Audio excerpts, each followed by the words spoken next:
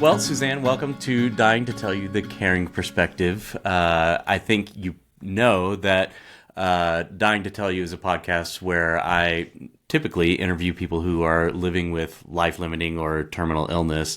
And between seasons, we decided to do this where I have friends who are also healthcare workers who wanted to tell some stories, and I often say that our patients are our greatest teachers, and so I want to give people the opportunity to hear from others just a story that kind of changed the way that either changed the way somebody practiced or changed the way somebody thinks about life and living and dying and all of that. So and so we met on social media, and maybe you can just tell us a little bit about yourself.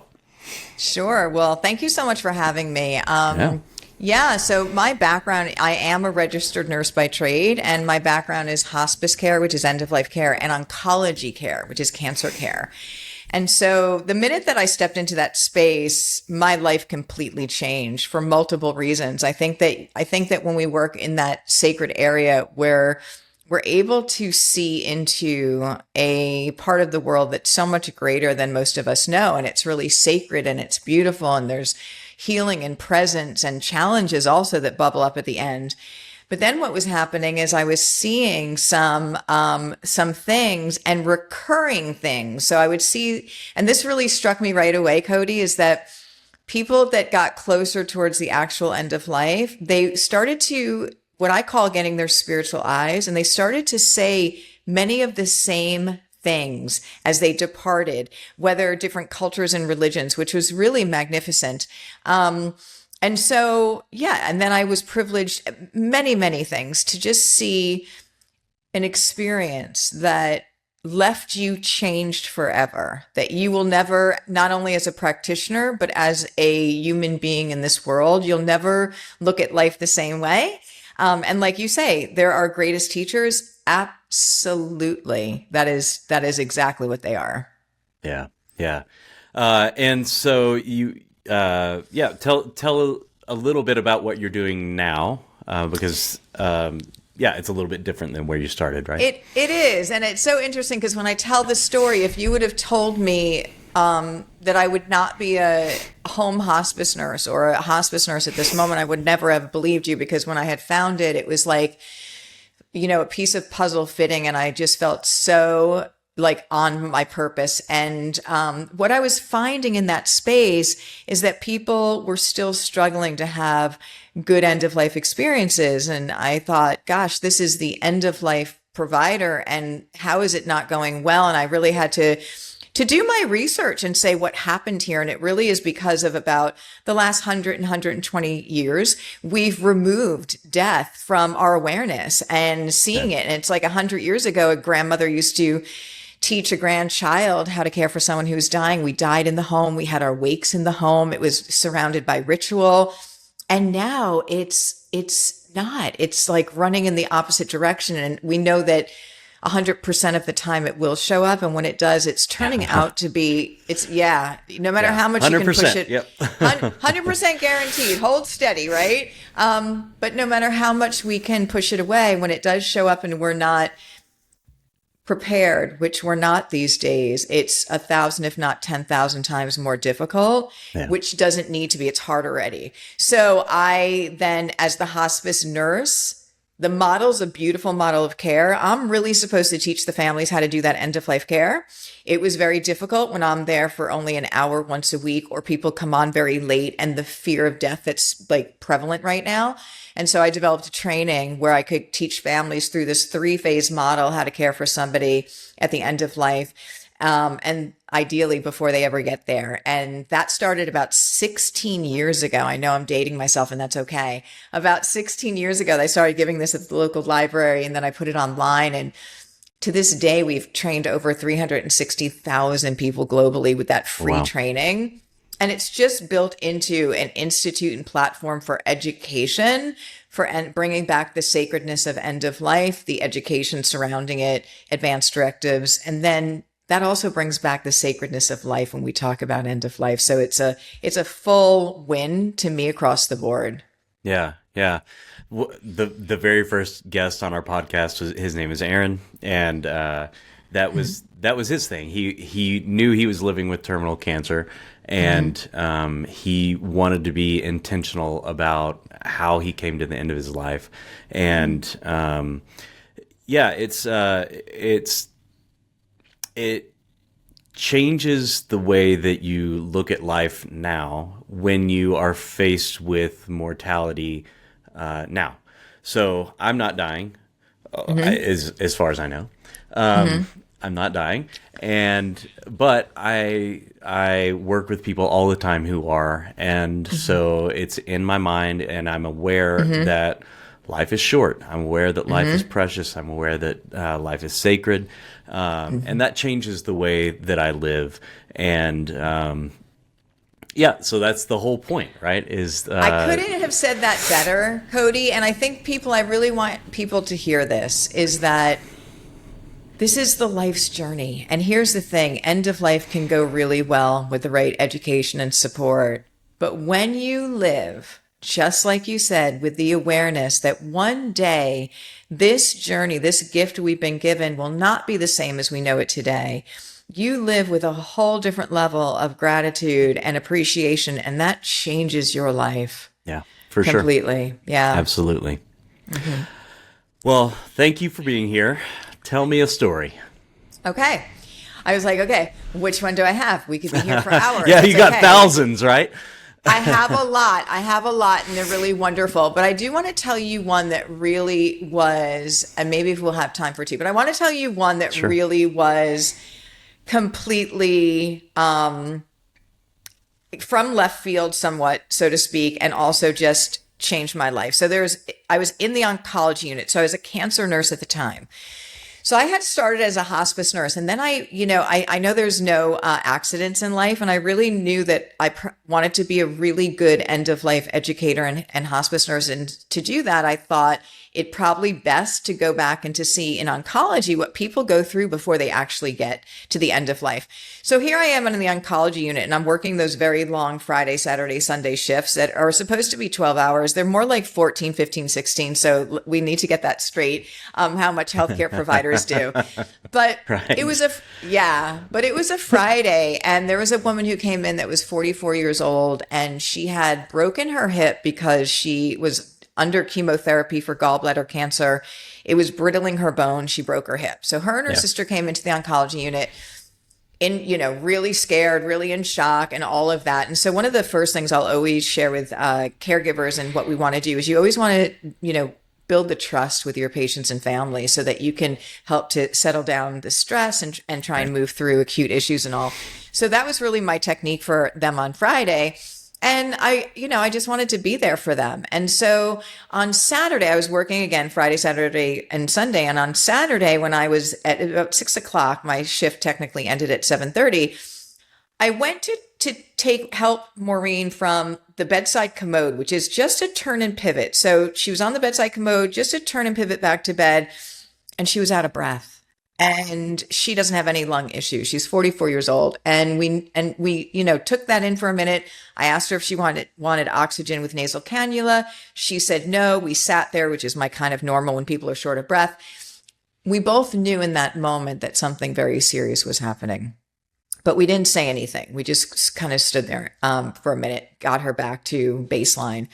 And then the night nurse, the next day when I came in, the night nurse said that she continued to have shortness of breath that night. They ran a bunch of tests. They found that she had a pulmonary emboli that went to her lung. So there was, it broke off and the fracture went to her lung, and this is not a good thing. And on Sundays in the hospital, doctors come in and do kind of it's like a different kind of setup. So they do fragmented shifts when they do their rounds. And the doctor came in. I was on the phone with her a lot. The doctor came in at about 3:00, and she was like, "What's happening? What is happening?" And I was like, well, she has short of breath. She has a pulmonary emboli and all this. And so I had a habit of going into the room and do rounds with the doctor so I could hear what they said. So I knew that families understood or lack thereof, so I could clarify it. The minute we walked into Maureen's room, Maureen looked at the doctor and said, "I just want to thank you for everything you've done for me." And I turned to look at the doctor and tears were going down her face. And in that moment, Cody, Maureen was telling us she was going to die before any of us called it. And so we went out to the nurse's station and, the doctor's like flipping out, not throwing, but like, we have to do something. We have to do something. And there really is nothing you could do. She doesn't have a platelet count. All her blood levels are low. The only thing you could think about is probably hanging blood thinners, but she would have bled out. It just wasn't going to work. But this is what I want to tell you. They said that Sunday night, Maureen woke up from a nap at about 10:30 at night and goes, "Get my sister. I'm transitioning," with like all the excitement that you would hear from an 8-year-old child telling that you were going to Disney World. They went out to the lounge, got her sister. Her sister came in the room and she goes, "I'm transitioning," like so excited. So what I want to say to people is, what did she see and what did she know that not only removed her fear, but had her excited about where she was going next? And so this happens in so many different ways with patients where they share, but that was just from Friday to Sunday in this traumatic moment, that she had that shift that she was able to see. And this happens all the time with people like that. I feel like, if I may, we're holistic beings. Yes. So we're physical, mental, emotional, and spiritual. Now, I've been honored with my career to be with over 1,000 people at the end of life. So I have a really good pool to pick from. And of course, not every person shares these experiences. Not everyone, I believe they all have their own experience. Maybe sometimes it's after, but it's their journey, not mine. But it's happened so often that people will share. And it's almost as if, as their physical body's diminishing, it's almost as their spiritual body's growing, like they have one foot in this world and one foot in the next. Because sometimes they have all this new awareness and they can also many times look back at their life and make sense out of the things that have been carrying with them, causing them pain or confusion. They're able to look at it and they literally go, "I get it now. I know why all that happened." And it's almost as if this big clarity comes before they leave. But for Maureen to have the understanding that she was going to die before we did, and then whatever she saw that had her so excited and at peace. And we want people to step into this space, because if we don't talk about end of life, we deny ourselves, just like you started this podcast, with the gift it provides each and every one of us, to know that every single day is its own little lifetime and levels of gratitude. But it also denies us these experiences, which for me changed everything. Knowing that there is something more, knowing that the common things that people at the end of life will talk about their loved ones who've died already, being back in the room with them. We can't necessarily prove it, but we can't prove that it isn't happening either. Right. And shouldn't we just err on the side of, wow, Sure. Yeah. Sure. Mm-hmm. Yeah. Right. That, yeah. I have people ask me about that a lot, like, do I think that people are really seeing their loved ones? Is it something in their mind? And, of course it's happening in their mind, because everything is happening in our mind. The story about Joan of Arc saying that God is talking to her, and the people who are questioning her say, it's all in your imagination. And she says, well, yeah, of course. Where else would it be? That's where God talks to us. So, I mean, it's just, of course it's happening in your mind. Is it real spiritual beings that are in the room? I don't know. Could it be? Sure. And why do I need to invalidate or even validate somebody else's experience? That's their experience. So if that's what they're experiencing and that's what they believe, good. Especially if it helps them make that change from being scared or anxious or whatever to being peaceful. Who am I to argue?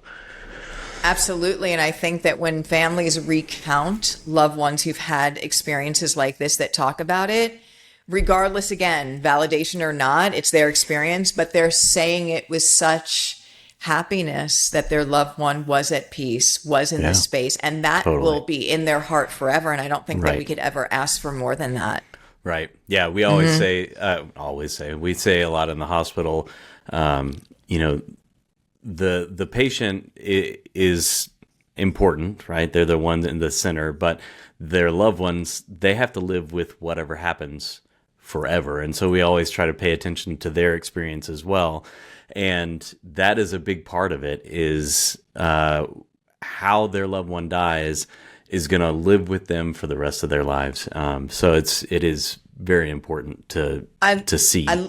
I love that you said that, Cody, because I think that's like the whole platform of my whole institute, is because we can't go back and do that end of life again. And so 9 out of 10 people say they want to be cared for at home when they're terminally ill. And families, Medicare determined that they're doing 98% of the hands-on care in the home when they usually don't know the first thing about how to do that. And so me coming up with a training to help them to know how to do it so they can feel supported and empowered, because just like you said, if it doesn't go well, they remember that forever. And if it does go well, they remember that forever. And That's right. can go and it can go well. Yeah, with practical Yeah. support. Yeah. For sure. So that was great. So tell me, how did that experience change the way, what did it teach you? What was that for you?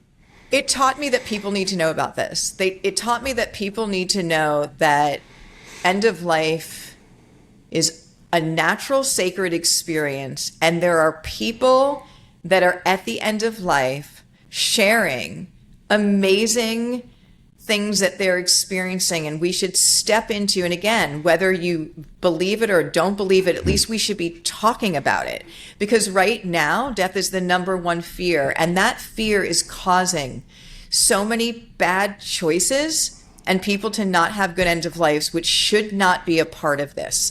And so for me, it just gave me so much inspiration about a much bigger picture going on in this journey, about love and about purpose. And then what is my role? How do I show up and contribute at this moment? And how do I help families, just like you said, because they're going to remember this experience forever. So what am I here to do? And, removing your fear of death. And also, she was 44 years old. And it's like I talk a lot about people at the end of life having been privileged to live a long life, and that's not always the case. No. And so what it did for me is it allowed me to never put off anything that I'm not willing to die with not having done. Yeah. And so here I am in Zimbabwe, Africa. Here I am in Thailand teaching Buddhist monks. Here I am, just answering whatever I can that comes in, not let myself get fearful of, I can't do that, or, it's too big of an ask or whatnot, because it could end tomorrow. And I want to be able to not have big regret. Yeah. Guarding against regret is an important phrase that we use a lot with patients and families, but also it's good for us, right? I mean, what's good for people who are dying is also good for me. We had very much so. I interviewed a gentleman named Joe, who's going to be on the next season of the podcast, who had colorectal cancer. He's in remission now, but he knows that at some point, unless something else happens, it will probably come back and it will probably take his life. And he was just talking about kind of the anxiety about, in the back of his mind, knowing, it's there, it could come back. He's got to go in for scans every so often, and wrestling with this idea of how to live his life, knowing that his life could be short.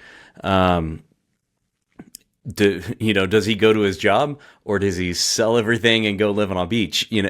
Like it's a difficult choice in that situation.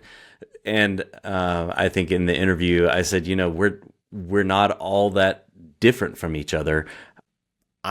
My life is also short. I don't know how short, maybe not as short as his, but still,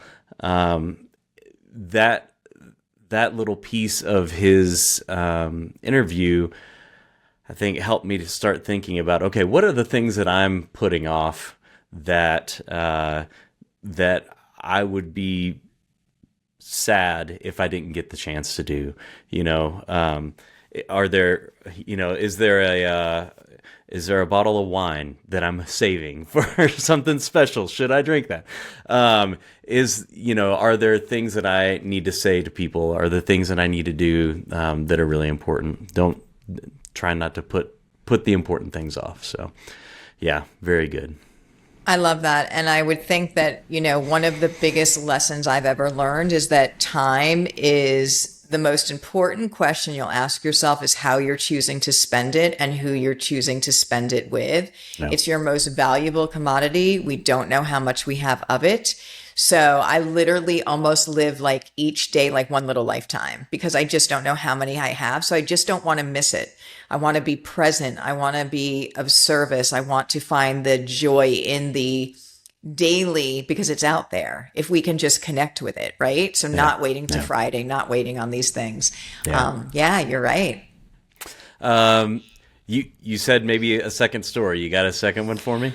I do. Right. Okay. So I'm going to kind of turn the wheels here a little bit on a different one. Now, there's a few phenomenon that I'm sure you're very aware of that happen at the end of life, like the end of life rally, like the almost seeming like people can choose the time they have their last breath, depending on if they're waiting for someone to come, if they're waiting for someone to leave the room, which is, again, counterintuitive to families. No. Or a birth date. Sometimes it hurts people's feelings too. It very much does. But again, this is what we have to know about because people hold on for years of that. A date or something of that nature. And then, of course, talking about loved ones who are back in the room with them. So those phenomenon happen over and over and over again. So here I am, a hospice nurse at the time, doing home hospice. I get a new patient. She's 99 years old. She's as sweet as they come. Just this little thing. 99. I met her. No pain, little bird of a thing, smiling. That night goes into her deep sleep coma. One daughter caring for her that's 73 years old. And so, because this is what we're talking about. And so normally the typical time in a deep sleep coma is 1 to 3 days, no longer than 3 days without water. The body will have its end of life. This didn't happen. And so I'm coming to visit and I'm trying to, again, uncover, is she hanging on for something? Is she waiting for someone to come? I asked the daughter. She said, no. She said, we thought she was going to die last year. Everyone came and had a big family reunion in the summertime. She's not waiting for anybody. I'm like, okay, does she seem uncomfortable? No. I'm like, okay, are you giving her alone time? Yes, I'm sleeping in a different room. Okay. So I'm baffled. I'm confused. And I go back to the hospice office and I'm doing my paperwork and I look at the face sheet and on the top right is her birthday. And in 4 days, she's going to turn 100. I go, she's waiting to turn 100. Then she's going to die. And it was so clear, Cody. It was as clear as anything. And I'm like, wow. So there's a protocol in hospice where you're supposed to give the on-call nurse a heads up if you think someone's going to die that night. And so she's giving report with another nurse. They're in the swivel chairs. Her back was to me. And I walk over and I said, I have a patient who's waiting to turn 100. Then she's going to die tonight. And they both flipped their chairs around and they were like, did she tell you that? And I was like, for a minute, I was taken aback because she didn't tell me in her words, but I felt it in every cell. I didn't even question it. And she did. Oh, that's great. She waited and she was at peace and it was just amazing. Now, this was 10 days without water. Wow. So let's talk for a minute, everyone. Science says that is not possible. I'm going to tell you, I was there. I had another patient 11 days. He had something that he was grappling with that he didn't want to let go, but still, like, these things do happen. But this was Aunt Bessie, and good for her, and how amazing. Yeah. I love that. It was so good. It was so good. 100 years exactly. Yep. So great. So great. Well, Suzanne, thank you so much for joining us. You have a new book. Is that right? Correct. Tell us about it. Okay. It is called The Good Death. And The Good Death is Like the what to expect when you're expecting a baby, but for the opposite end of life. So this is the essential guide. This will take you, the reader, through, when we talk about those gaps and families not knowing about preparation and choices and how to care for their loved one, this book has everything. It's a step-by-step guide, but it's also amazing because it has the new, what I call the rebirth of end of life. So there's new options, like water cremations and bringing back ritual around the home wakes and doing eulogies in first person and all these beautiful choices that patients and families have. Not only are they emotionally friendly, but they're also financially and environmentally friendly. So just knowing that you have lots of options. Yeah. And it's an amazing book. I feel like every family should have this. And it's very inspiring. Just like we started today talking about how our lives have changed in the most positive way by embracing this sacred part of our journey. This book will allow you to hear about those stories and give you that inspiration as well. Yeah. Great. The Good Death. Yeah. Great. Cool. And I assume you can get it all the places people get books. And it's available everywhere and in Spanish and Chinese and all the languages. Yeah. Awesome. Well, I only know English, so I'll get the English version. Me too. Me too. Cool. Well, we'll put a link in the show notes so anybody that wants to see it can click on the link and go buy your book. All right. Well, thank you. Awesome. Thank you so much, Suzanne. Thank you for having me. All right. Bye-bye. Bye. Thank you to Suzanne for joining us on the podcast, and thank you for your work over the years to normalize the discussion of death and dying, and for training those who care for others at the end of their lives. You can pre-order Suzanne's new book, The Good Death, now at thegooddeathbook.com, and be sure to check out her website in the show notes to learn more about her many training programs, her podcasts, and more. Remember, you can watch all episodes of The Caring Perspective on YouTube, and please subscribe to our YouTube channel. We have more guests coming each week with thoughtful stories of hope and learning at the end of life. Thanks again for listening. This is Dying to Tell You, The Caring Perspective.